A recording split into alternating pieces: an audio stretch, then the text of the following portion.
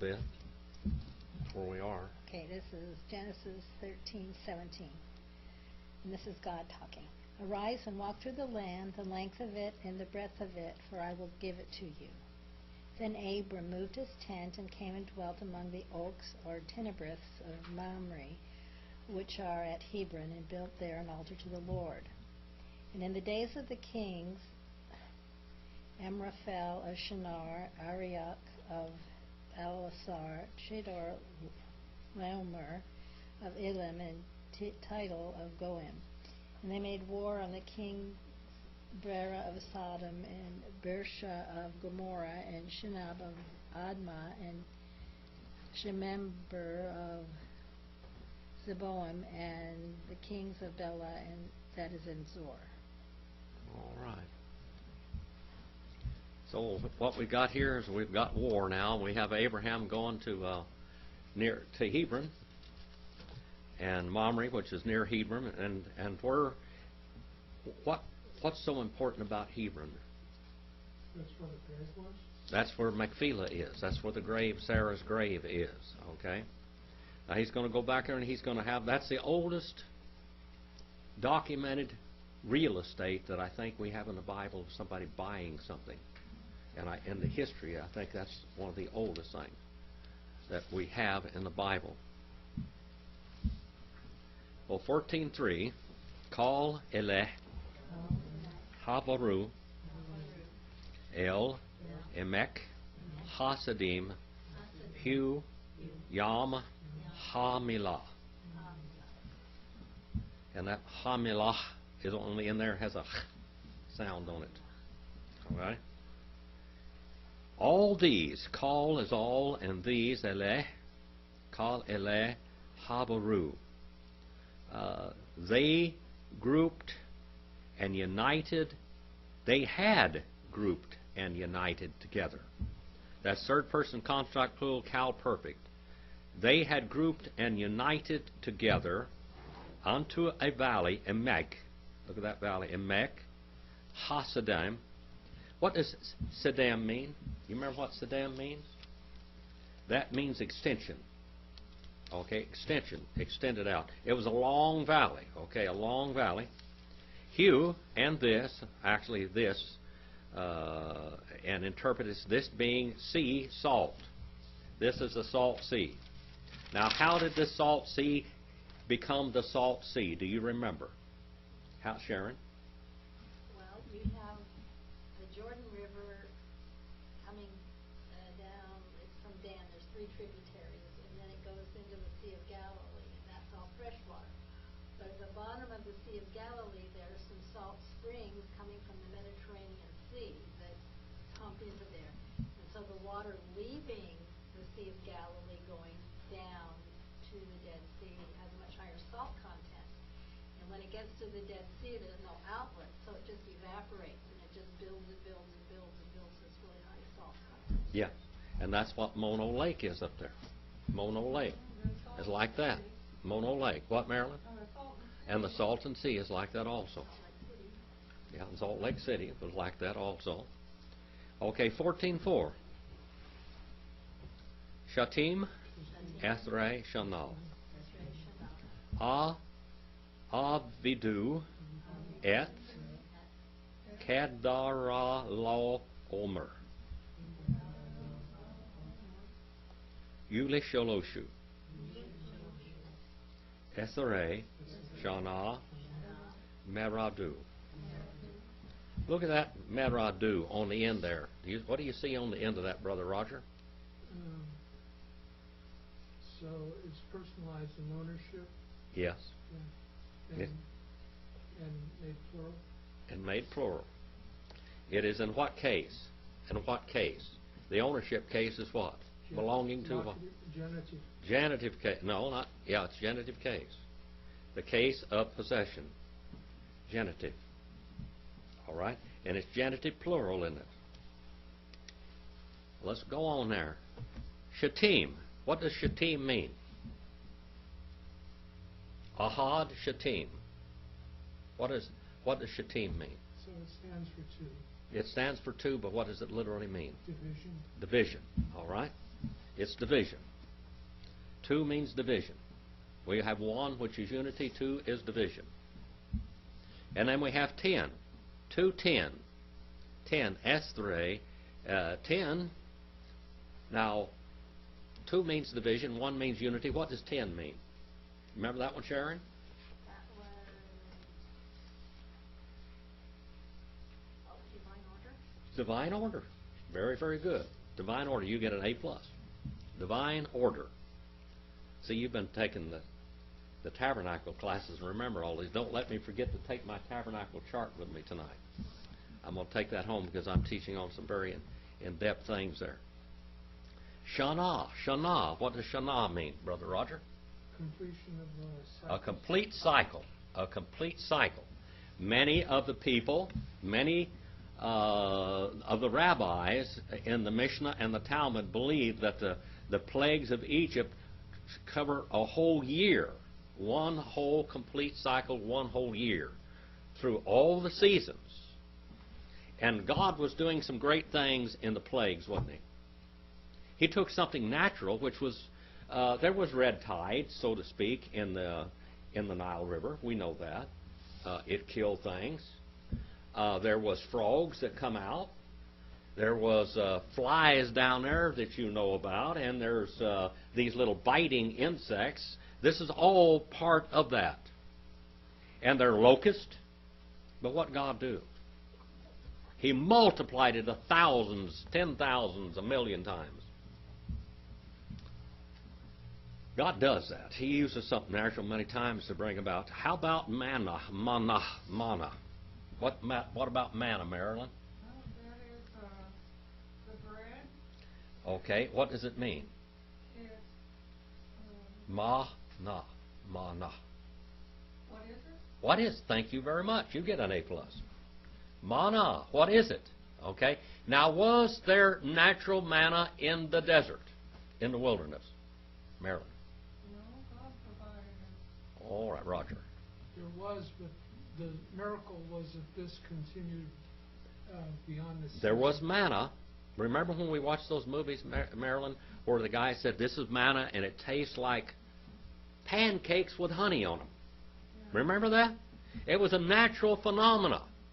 But what God did is He absolutely multiplied that phenomena tremendously and fed those people absolutely for 40 years.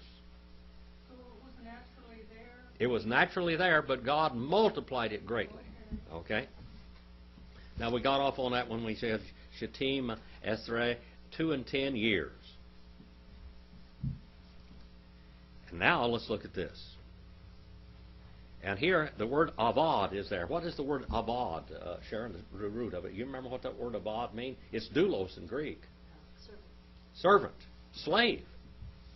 Doulos in Greek. Okay, if you want the Greek equivalent.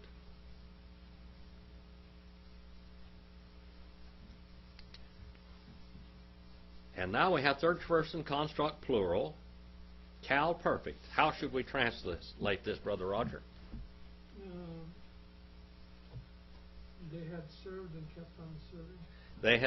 They had served. Yeah, they had served. For 12 years, they had served. Oh, okay. It's a completed action. The 12 years is completed in it. And then, et, the sign of the direct object, which is not translated. See that, Marilyn? Et. What would be the Greek equivalent of this, Sharon? Of a et.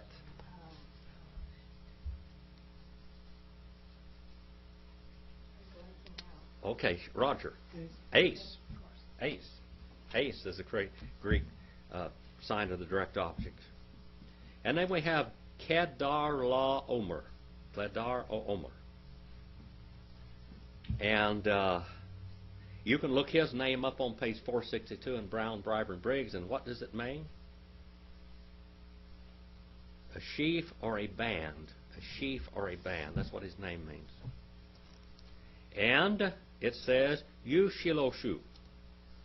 And 3 and 10 years. What is 3 and 10? That's 13 years. And now we have Maradu. Maradu. Maybe we get the word marauder from this. Marauder. Marauder. Marauder. What does a marauder do? Marauder. They rebelled. Okay. Do you know that the Lincoln Mercury Company one time, they built an engine called a 430 Lincoln Marauder or Mercury Marauder. I had one of those. It was on. It turned out about 1965 or 66. It was a world's championship out at Formosa for the quarter of a mile. That big block 430 Lincoln Marauder engine. Marauder. Boy, it was something. I had it. I went out there to the Formosa drag strip and I took off in second gear. It was built by Ed Bookout for his son, and it was so fast, it was unbelievable. Lord's Automotive built that engine, that Mercury Marauder engine, and it would twist 8,000 RPMs, and that is unbelievable for a big, long throw engine like that.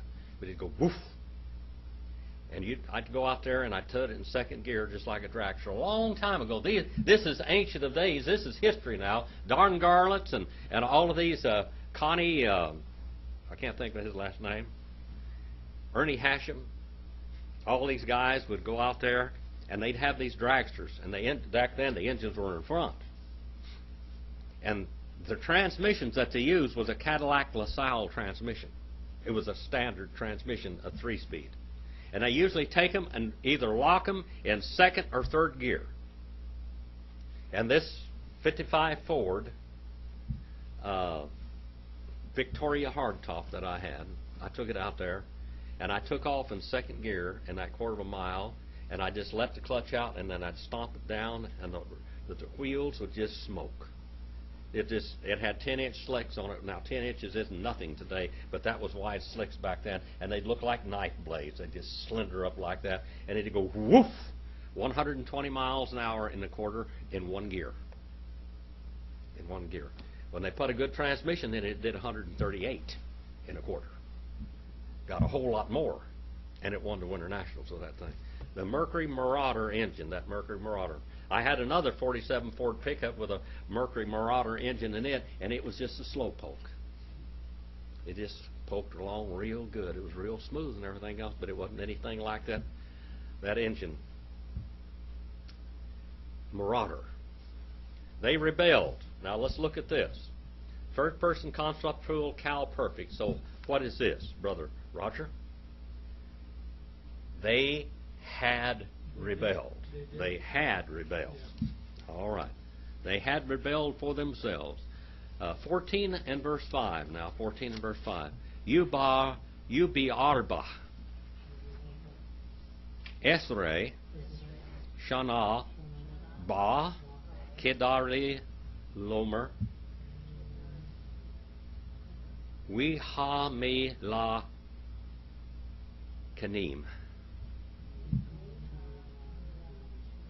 Asher, Eto, Wayaku, Et, Rephaim, Be Asteroth. And that last T there is actually a TH sound. So give it that little on the end of it. Like you're lisping just a little bit. Be Asteroth. Then Gar Naim, Wiet, and that's a TH on the end of that, Wiet. And then Hazu Zim, Biham, Wiet, Ha'imim. I did? Yeah. What did I miss? Oh, I missed one down at the bottom, didn't I? Or did I? Yeah. Okay. Karneyaim, Wiet, Hazuzim, Biham, and Wiet, Ha'imim, Bisaweh, Yer Yatayim. That's a very famous city there, Yer Yatayim. That's Kerioth. Judas Iscarioth. Judas Iscarioth. What does Judas Iscarioth mean? Pamela? Iscarioth. Iscarioth. The man from Kerioth. All right, here's the Kerioth right here. This is it. All right. And in fourth, Ube, Arabe, okay. Look at that. U on the front of that is the conjunction, that's and Beth is the preposition, and in fourth, 10. All right, and what is it? The 14th year, Shana, Ba, that's third person masculine singular Cal, perfect. Third person masculine singular Cal, perfect. How should that be translated, Sharon? He.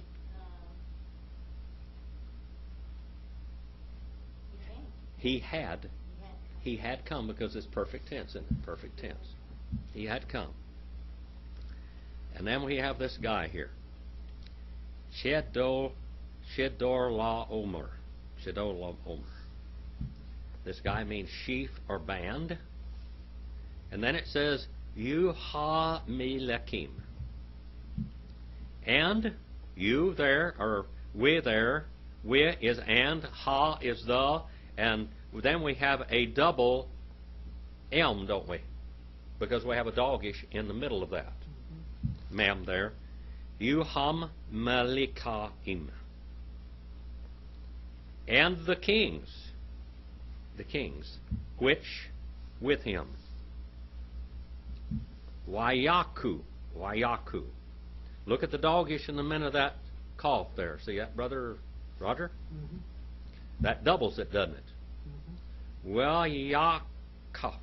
And in the yod there is a dogish also. See the dogish in the yod? So what do we have there? We have two yods. We have two yods and two coughs. We, ya, way, ya. See that way and then ya again. Way, ya, ka, ku. Wayakaku. And now we have what? How would you conjugate that, Pamela? What's the conjugation of that? Wayakaku. Okay, third person masculine plural. All right. Wow, consecutive and perfect. All right. And they struck and kept on striking. They struck and kept on striking. Then we have the sign of direct object again. And Raphim. You remember what Raphim means, Sharon? Raphim. Strong, powerful, sturdy, robust. In Ashtaroth. What about that, Brother Roger? Ashtaroth. What does Ashtaroth mean? Isn't that a place up where they build like a little place for the gods or something? Yeah. Mm-hmm. But it means a wife, literally. A wife. A lover. A wife. A lover. In Karnaim. And Suzim. Suzim means prominent and strong and giant. In Ham. Ham means what? Sharon, remember what Ham means? Dark, worthy, secretive? Yeah. Okay. In Ham. All right. Suzim and Ham. And what are some of the descendants of Ham, Marilyn? Oh, there's What about an Egyptos? Mitzrayim. All right. What were they called? What were they called? The what? The Cushites.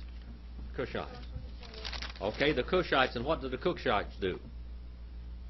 They were good with bows and arrows, weren't they? Yeah. All right. They were really good with bows and arrows. Kind of like the Indians over here on this continent. And then we had Ha-imim and the Imim. The Imim. What about these Imims here, Sharon? What about those? Here it says terrible the giants. What's a race of giants? These are a race of giants. And so what are they? The Anakim. These are Anakim and the Emim are the same bunch, and these are giants. They are Nephilim. In the plain, a Kiriathaim. The the plain, in plain. By the way, in plain there, what case would that be in? In the plain. Lockety. Boy, you girls and boys are getting really good here. Grammarians. All right, in plain. And then how about Kyrios? Kyrios. How about that one, Roger? Giryatayim.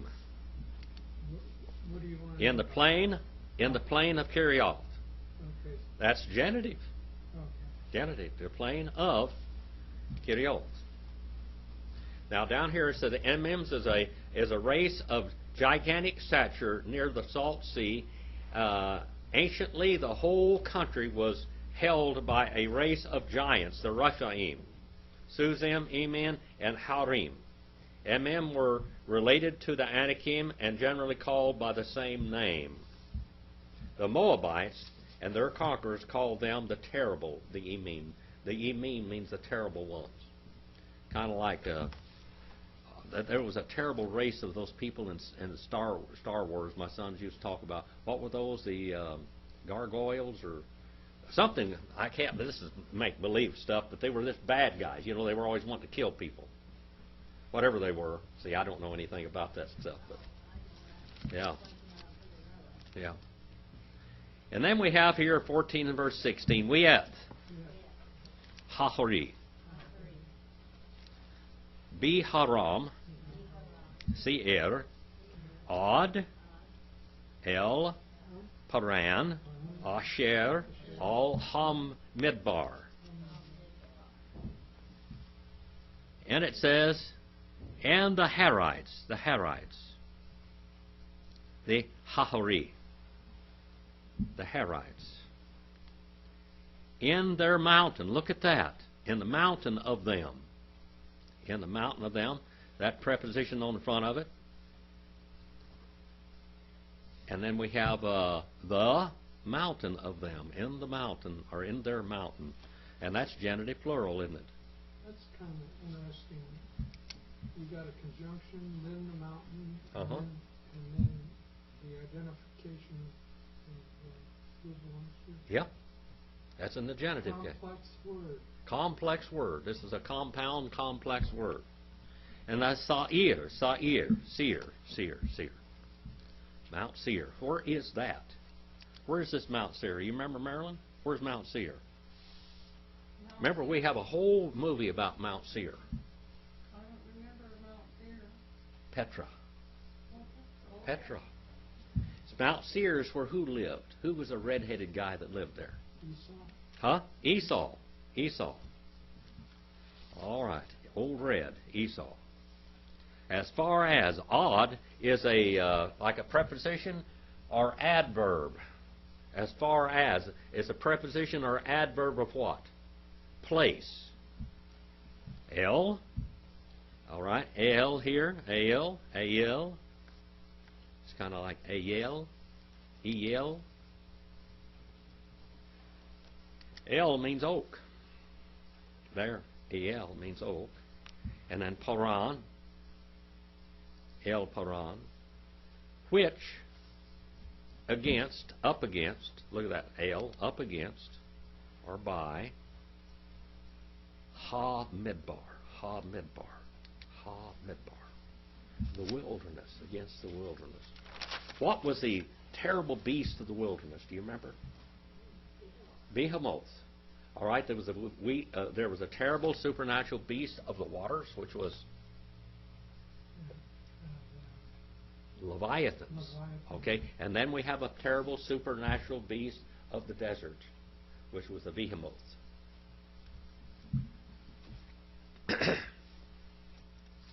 $14.7. Wayash Shavu. Wayavu. El Ain. Mispah. He. Kadesh. Wa Yaku. Et. Kal. Sidah. Ha'amilki. Wigam. Et. Ha'imori. Ha Yashev, Be Chason, Tamar. Now, I want you to understand something. The Quran has some places in there that are not identifiable. They're mythology. They're mythological places. The Book of Mormon is all mythology. You can't find a place there and say on the planet Earth where it was, hardly. But the Bible, do you know that scientists and archaeologists take the Bible and they read the Bible to find out where something is? What does that tell you? It's scientific facts. This is facts. Don't ever worry about the Bible. Don't ever worry about studying the Bible and running into blank walls. When I run into what is called textual criticism, I explain it. The other evening, I think it was, I don't know whether you were there or not, Sharon, the night that I was talking about the book of Hebrews, and I went in there and where they put the altar of incense in the wrong place in the book of Hebrews. Where did the Hellenists put the ark of the incense? The altar of incense. Where did they put it? Where did the Hellenistic Jews put the ark of the incense? No. In the Holy of Holies. They consider it in the Holy of Holies because that was the last thing you did before you went in the Holy of Holies. So they consider that part of the Holy of Holies. Even though it's not part of the Holy of Holies, but the book of Hebrews is written by a Hellenistic Jew. So where does he put the ark of the incense, the table of incense, or whatever you want to call it? In there. And I said, now, don't let this bother your theology. But this was their opinions of that time. And God let that writer put it in that book of Hebrews through his own eyes. Even though the altar of incense is right here in front of the tabernacle veil.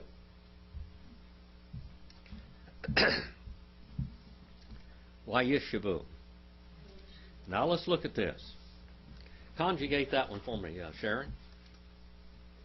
Third person, masculine, plural, cow, well constructed and perfect.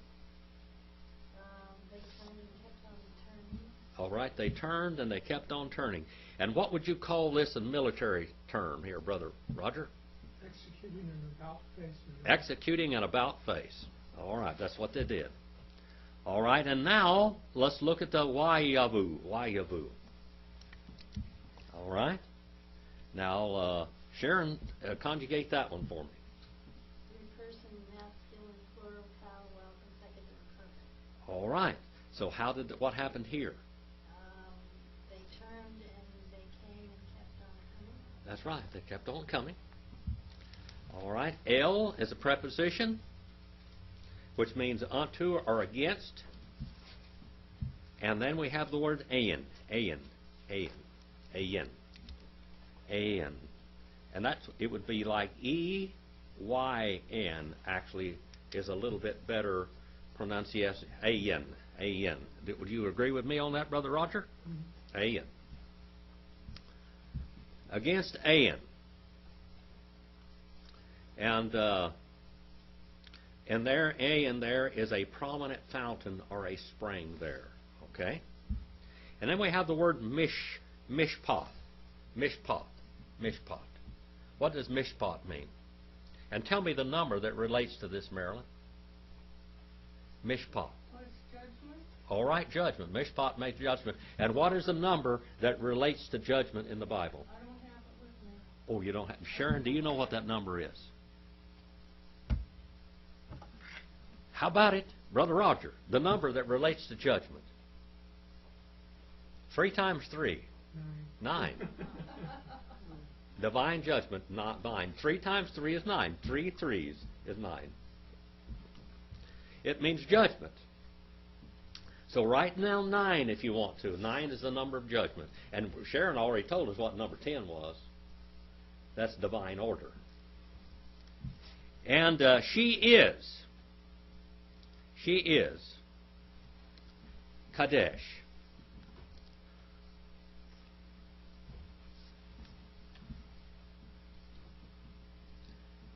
Kadesh. Kadesh means holy. Devoted. Yeah. Holy or devoted. Holy or devoted. Now this is if you turn to page 654 in Davidson's Analytical Hebrew Chaldee Lexicon, it'll tell you a lot about this. These were prostitutes, male and female prostitutes that commerced in this area, and they were sodomites who wholly devoted themselves to prostitution in honor of idols between the Idumea and Egypt. This is like the Ashtaroth, remember? Those were like, remember in Paul went into that city where there was a temple of Diana, and the temple of Diana up there, they had prostitutes. They would come down and wear bracelets on their anklets, and they would, someone interested in them, they would take that anklet off and give them money, and they would go up there and meet the prostitute up on the hill and take the bracelet or anklet with them. And they did all of this in the name of their gods. And then sign a direct object, and all in the Sedah. You remember what Sedah means, Pamela? Sedah? It means field, all right. What kind of field? What would we call this, Sharon? A meadow, a moist meadow. A moist meadow. If you go back into the Great Plains, which were created by the American Indians, the Great Plains were created. They burned down all of the mesquites and all the trees in that whole area, and they started this grass growing, and the grass would grow up to 4 feet deep. And it had a solid mat on top of it. And down below the mat was like an insulator between the sun and the wind. And the what we call the dirt farmers went back there, and they took plows that would cut the sod, and they would build sod houses, and they planted wheat and corn and barley and all of these Great Plains. And what happened? That's the worst man-made disaster in the history of the world. The Indians know what to do with it. The white man blundered greatly. Blundered greatly. Now this Shaddai there, Shaddai, this is a moist pasture land like the Great Plain.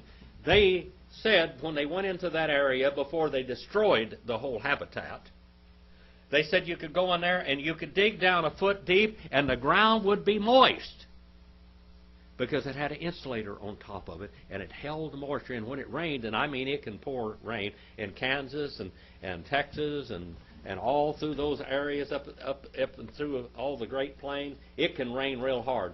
Well, the ground absorbs that rain, and it goes down there, and a lot of that is clay ground down underneath, and it will just lay in that moisture level, and that's what Sadeh means. It means an area that holds moisture and that is grass, and it holds grass down underneath it. You've seen that. If you go up in Deep Springs Valley, and there at the old rope maintenance station, you turn left and you go up in there, and you go up into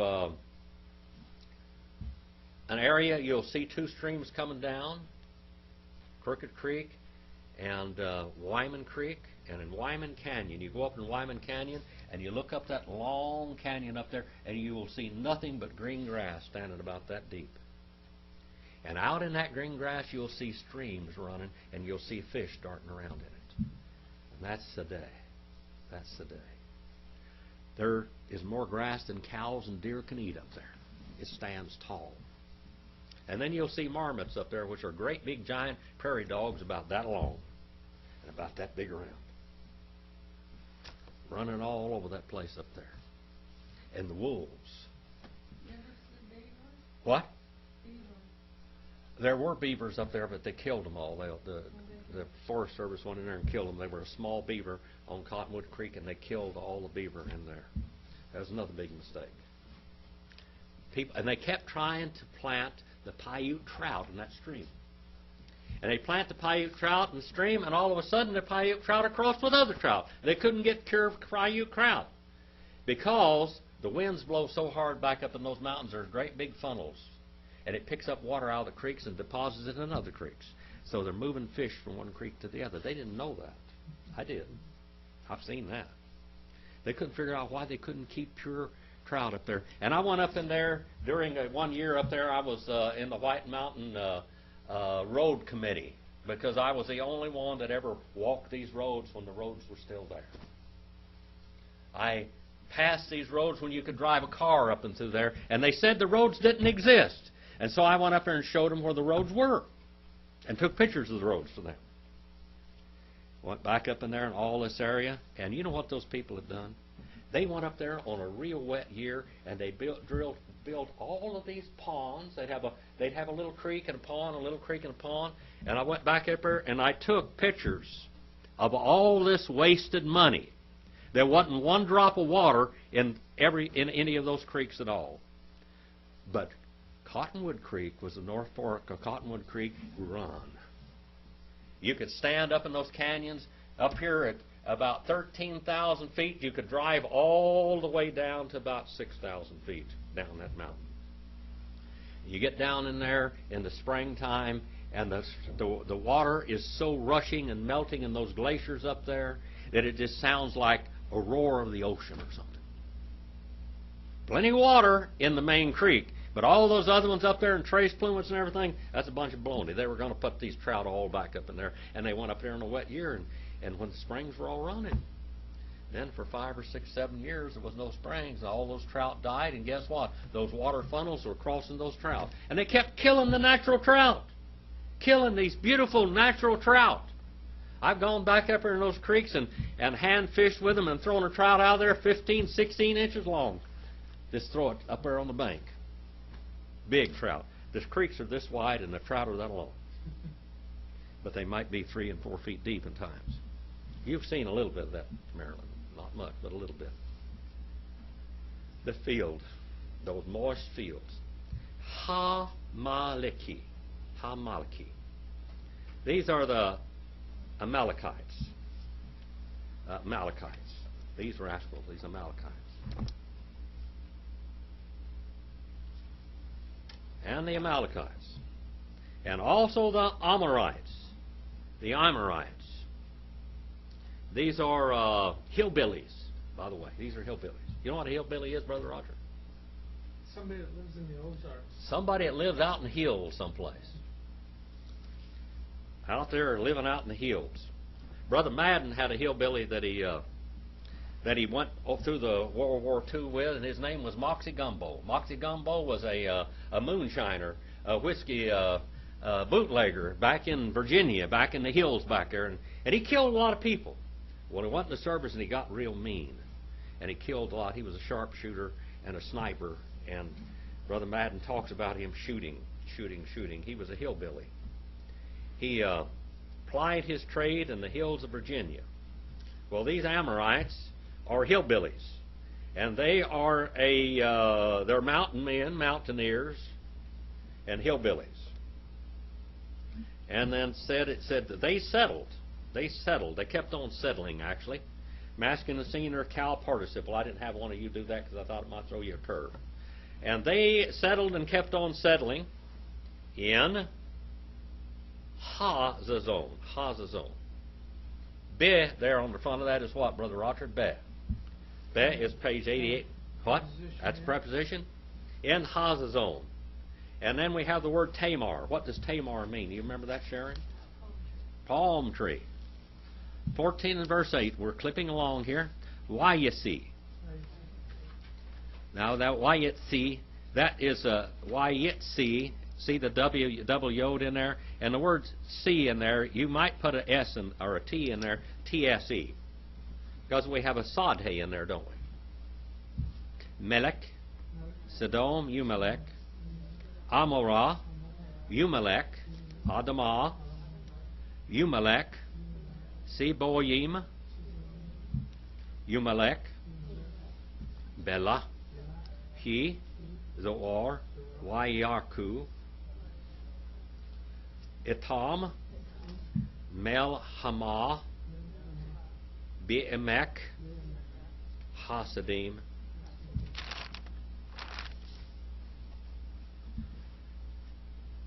Wayatsi is, what about that, Pamela? What about that word Wayatsi?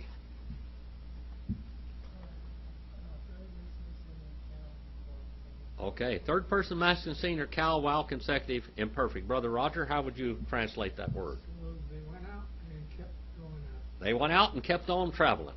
They went out and kept on going. Melech, Sharon, what's Melech? King, all right. King of Sodom. You remember what Sodom means? What's Sodom mean? You remember what Sodom means? Flammable. Was it flammable? Why is Sodom flammable? Marilyn, why is Sodom flammable? Because it's a sinful place. Well, it was definitely a sinful place. We talked about that a while ago. Why is it flammable, Brother Roger? That whole area is full of pitch fields or oil. Yeah, it's all type of tar and pitch. Asphalt. Asphaltum. All right? It's all full of this. My friend Walt West went over there on an expedition, and he went down there where the Dead Sea was and went over there, and they started drilling core samples. Remember what I told you? Don't ever worry about trying to prove the Bible wrong with science and archaeology. They went there, and they drilled core samples, and they went down, and they found plates and pottery and all kinds of stuff deep in the ground, like 1,500 feet deep. But there was a problem with it. It was radioactive. Radioactive. Radioactive. And Walt wasn't a super believer in the Bible. But he said, I'm going to tell you something. We drilled through that, and I mean that stuff came out when the Geiger counter's just ripping off. Boy, this going land. Singing up a storm. He said, God zapped that with atomic power. He burned that place up. We had fusion, atomic fusion right there. It was flammable, wasn't it? God put an atomic bomb on it. Now, can God do that? Well, it took the world till World War II to figure out how to make atomic bomb. God used it way back then. He wanted to showed me some pictures of that thing. Okay, king of Sodom and king Melech, and king of Gomorrah, and king of Admah. All right, this Admah there is it's like an earth fortress. It's got a big earth wall, okay? And king of Zeboim, and I don't have what all of these names are, but we could look them up a little bit. If some of these names don't have meanings, it'll say in obscure. All right, let's look at this one where we are right now. 840. 840. Let's look at that. See if it says, see if I can find something there. 840. It says something about it being the same as Zoar. What? In the book, my book here, it says it's the same as Z-O-A-R. Yeah, Zoar. All right. Zeboim. Well, it says here,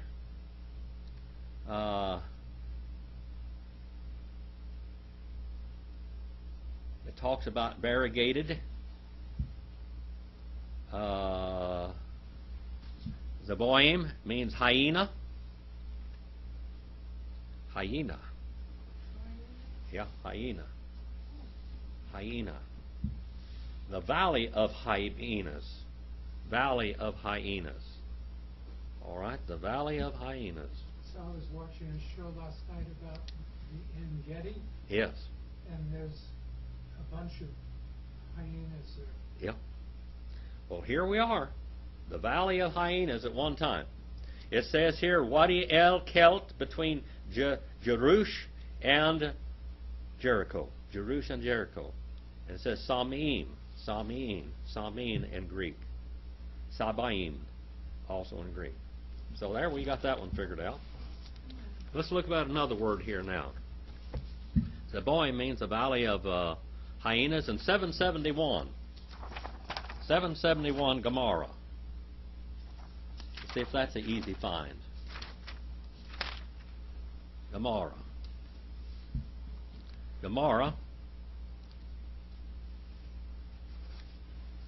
Amara means an abundance of water. Abundance of water. And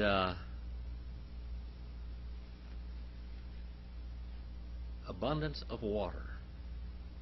That's all I can see there. Abundance of water. So, we have an abundance of water. Lots of water. Wasn't enough, huh? Wasn't enough water. Lots of water. Now we have a valley of hyenas and Admah. That's the earth fortress. And Sodom means flammable. And now we have Zoar. Zoar is 858. 858 in this book. Let's see what that says here. 858. Zoar. Zoar. Zoar means to grow. And it means insignificant also. Insignificant.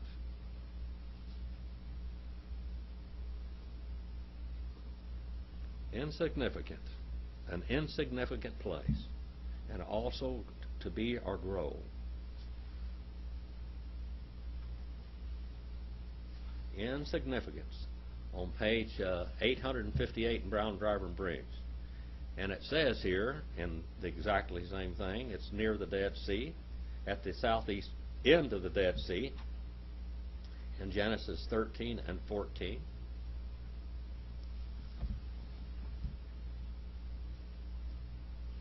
Valley of Sidon, 961 now. 961. We'll go look at some of these things. 961.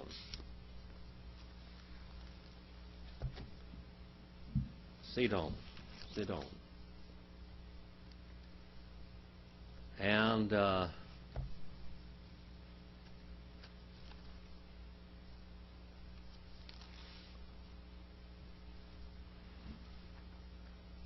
it has harrow down here, an implement.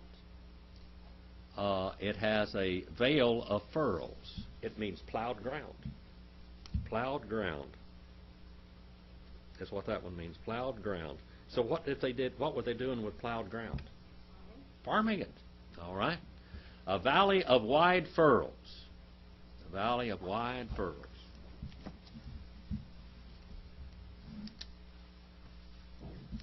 All right. Now, there's going to be a war. There's going to be a melahama, a war, a battle in the valley of Sodom, plowed ground.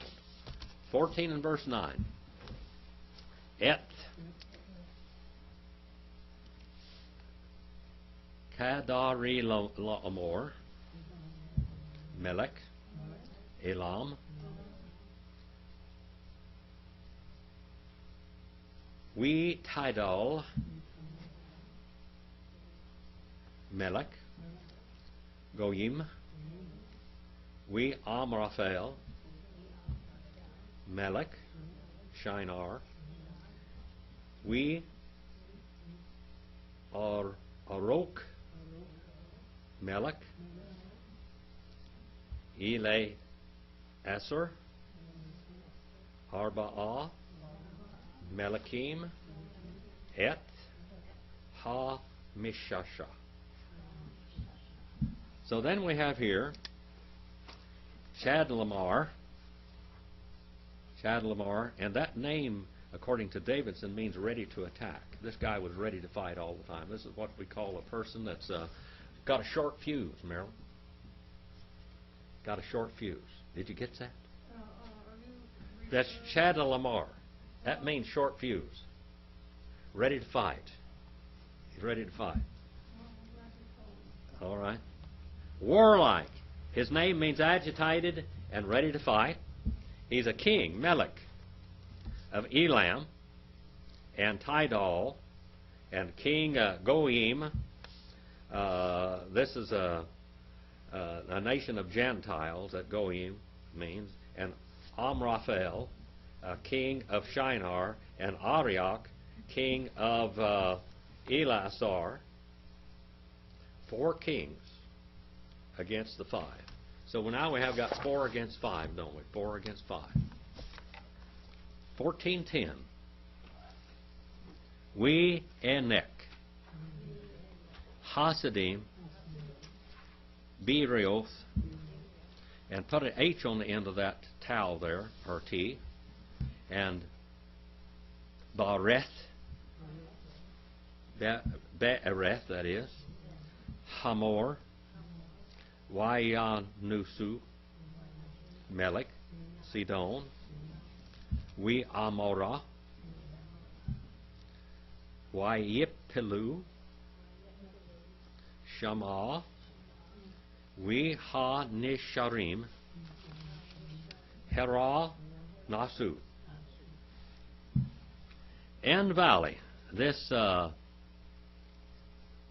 We Enek, We Emek, We Enek. This valley of the Sidon. Remember what Sidon means? Sidon? What's that? Sidon. Hasidim. Remember what that one means? Plowed ground. Plowed ground. And then we have here, we have Be'eroth. Be'eroth. Be'eroth. Be'eroth, that means a well or spring. Okay, in Sodom there are wells and springs. And springs. Lots of springs. Springs of what, Marilyn? Like artesian well? No, it's not water. Not water. What was Taft like? Marilyn. What? Remember when you were a little girl, you'd go out there to the tar pits and you'd pick up tar and chew on it like chewing gum? Okay. What's it got? Springs of what? Okay, how about down south where we went down there? There's a spring down there where people used to go. Los Angeles. Yeah, the tar pits? The tar pits. La Brea tar pits. Yeah. These are tar pits. These are springs of tar. The flammable material. Down in Los Angeles was the first place in the United States to have paved roads with asphalt. Why did they have paved roads with asphalt? Do you remember, Brother Roger? Because they just got it from... They went down to the La Brea tar pits. And they all had all of these flat roof houses like Spanish-style homes. And they go down there to the La Brea tar pits and they load into barrels on these Mexican carts. The caratas, I think is what you call them. I don't remember what you call it. They've got one right down here at this restaurant, the El Rancho restaurant. They got one of these old caratas out there, and they'd hook ox or ponies or draft horses to them, and they'd put a big wooden barrel in there, and they'd slop all of this tar into these barrels, and they would go down the road, and of course when you're going down the road with a barrel with no lid on it, what happens? Tar's slopping around. So they had paved streets down there in Los Angeles. Of course, it's kind of sticky. Of course, if you've been on fresh blacktop, it does that anyway. And they take these and they tar all the roofs of all of those houses with this tar. So there is the first city. Can I add a little story to that? Yes. My grandfather took that. They had a wood stove, and he had a little container of that tar. He put a little tube into it to drip on the wood and keep the fire going. Yep. He would take this oil, this tar, this heavy crude is what it was, and he would put it by his wood stove and had it up there, and of course it would be hot, and he'd take a tube and drip in there on the wood. The wood would be like a wick, and you would have this tar dripping on it. In the dog houses on the drilling rigs, they had diesel in there, and you could take an old shirt or something and soak it in diesel oil or crude or whatever and throw it in that round big stove they've got in those things. In the wintertime it's cold out here in the oil fields, and they start that on fire, and then they would just open up and just let it drip just a little bit of oil on top of that, and it would keep the fire going. You'd have a wick down there, and he used wood for a wick. A lot of people when they started putting gas in houses, natural gas in houses, they would take their old wood-burning cook stoves and they'd run in there in a wood-burning cook stove, and they'd hook up to the gas pipe, and some people would hook up to the gas pipe, not tell the gas company, because they didn't have meters on them then, and they'd take a pipe and drill little holes in it and cap it off and just have a valve on the end of it and start it in there, and in their wood stoves they'd have a gas stove. That was very common back then. Okay? This is old history now. See how old I am? That's what you get for being the biggest part of 100 years old. Weanek, Hasidim, Be'eroth, Be'ereth, Hamor, Yan Nusu, Melech Sidon, We Amara, Yepelu, Shama, We Ha Nisharim, Herath Nasu. Now we read that before, we're going to do it again. And the valley. Look at the valley. What is the valley? It's a depressed area between mountains usually. The Sidon. All right, Sidon means what, Sharon? Plowed ground. And then we have springs and springs. Springs and springs of what, Marilyn? Hemar. Tar. Tar. Okay? Yan Nusu. And fled and escaped. And kept on fleeing and escaping. Third person masculine plural, cow, consecutive and perfect. The king of Sodom. The king of Sodom. What's Sodom mean? Huh? Flammable. All right. A flammable place. And Gomorrah. And they fell. And kept on falling there. Third person masculine plural, cow, consecutive and perfect. There. And the ones remaining. And one's remaining. One's left. To the mountain they fled. They escaped. Third person construct plural, cal perfect. They had escaped. To the mountain they had escaped. Let's go on just a little bit further, and then I'll cut you loose. Wayaku, Et, Kal, Rikus, Sidam, Weamara, Weet, Kal, Akalam, Wayeliku. And they took and kept on taking all the movable property. What's movable property, Sharon? Anything you move. What is it though? What name some of it? Oh, it would be animals. Animals. It would be wagons. It would be tools. It would be tents. Yes. It would be All the tents, tools. any possessions. Any possessions. Anything but a rock house. You couldn't move a rock house, could you? Sometimes people, you know, when Napoleon went into Egypt down there, he was going to make Egypt his seat. That's where he was going to make Alexander Egypt. That's where he was going to have his empire, the center of his empire. He went and took a lot of those monuments and took them apart and sent them back over into France. And of course, the English did the same thing. And when you go over in those lands, you will see all these monuments that's supposed to have been over there, over here. They moved the property whether it was movable or not. And all of the cows, the sheep, the goats, the elephants, the camels. Now, another little thing that you will run into with some of these archaeologists and anthropologists is they'll say that the camels didn't exist in this country here at this time. But you go back and you find out some of the coins, and they find out on coins there's camels. So guess what? Camels must have been here. They said Abraham couldn't have had any camels because there weren't any camels in that area at this time. Forget that. They've got evidence of that already. Sodom, and Gomorrah. And all of the Akalam, that means provisions and food. What kind of provisions and food did they have back at that time, Pamela? Do you know? What kind of provisions and food did these people live on? Well, they didn't have any corn over there.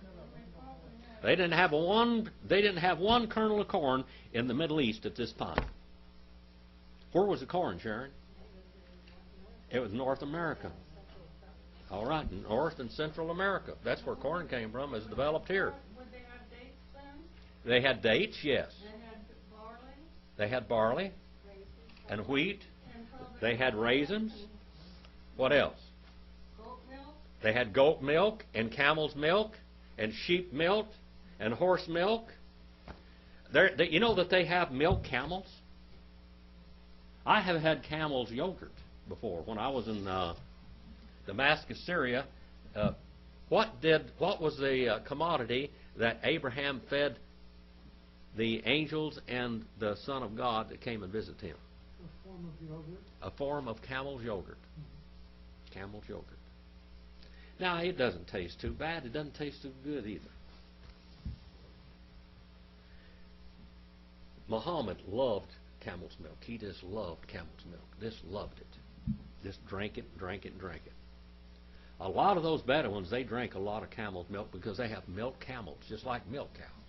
Milk camels. It's strong tasting. How many of you ever had goat's milk? Anybody ever had goat milk around here? But it didn't taste strong. What? It tastes rich, but it didn't taste strong. Some of it will taste pretty strong. I've milked goats. Some goats have stronger milk than others, but goat's milk is much stronger.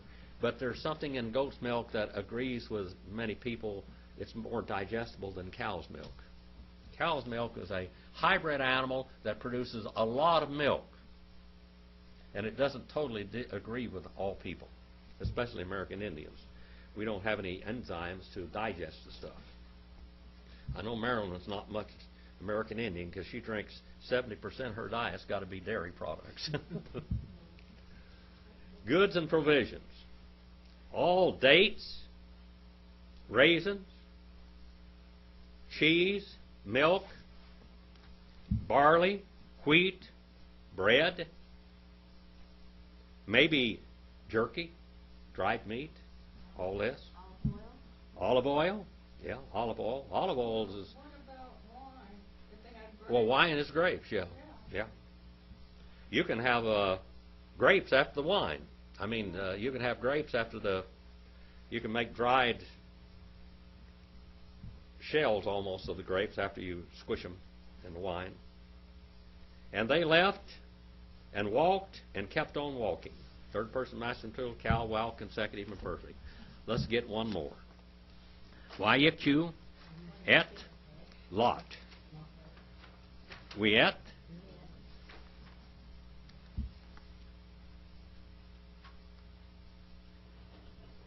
Rakusho. Rakusho. Ben. Ahi.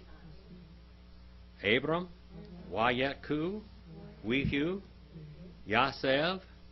Be Sodom.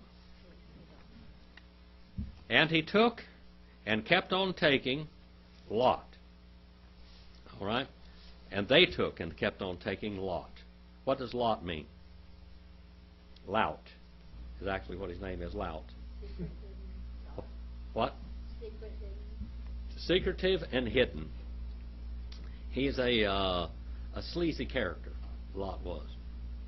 And his portable property. The son and brother of Achi. Achi. That's A-C-H-I. A-C-H-I. Achi, the brother of Abram, the son of the brother of Abram. Abram's what? His nephew. Of Abram. And they left and kept on going and kept on walking. Third person, maximum, total, cal, wow, consecutive, and perfect. And he living or dwelling in Sodom. And all the ones living or dwelling in Sodom. Here we have a masculine singular, each and every one. Everyone that's living and dwelling in Sodom was taken off as slaves, weren't they? All right. Do you have any questions concerning all this? Did you learn something a little bit? And we started at 14 what today? 14.3? 14.3 through 13. We made 10 verses. What do you know about that? We made progress. Yeah. Yes. What is the